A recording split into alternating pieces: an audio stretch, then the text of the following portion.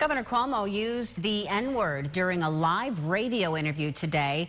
It has some people calling for an apology. Others aren't concerned.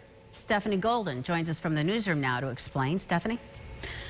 Thanks, Maureen. The New York Times published an editorial this past weekend using the term.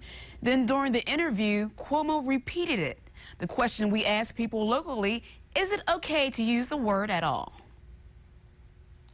During an interview with WAMC in New York, Governor Cuomo referenced a New York Times editorial about the historical attacks on Italian immigrants. He said, quote, "They used an expression that Southern Italians were called.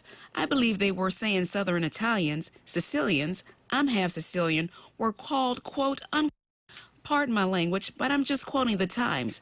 Expletive, expletive, N-word, expletive," as a derogatory comment. It's the use of the N-word that has some people concerned. It's a word some believe should have never been repeated. It's wrong. Like, there's never a good time to use that word. Never.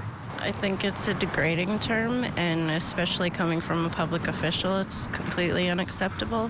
Cuomo also spoke about anti-Italian sentiments and urged people to denounce overall hate.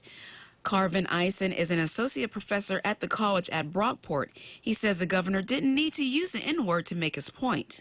Since he was talking about how important it was to preserve the sanctity of Italian Americans for Columbus Day. So why would he support that idea and denigrate another culture? Now some of Cuomo's supporters are calling for him to apologize, which for some might not be enough. Some things you can apologize for, that's something you can't apologize for. One woman I spoke to said it's okay to use the N-word depending on the context it was used. However, she declined to be interviewed on camera. From the newsroom, Stephanie Golden, News 8. Maureen? Stephanie, thank you. Democratic Speaker of the State Assembly, Carl Hastie, is the first black speaker, and he said in a tweet today he did not take offense at the governor's comments.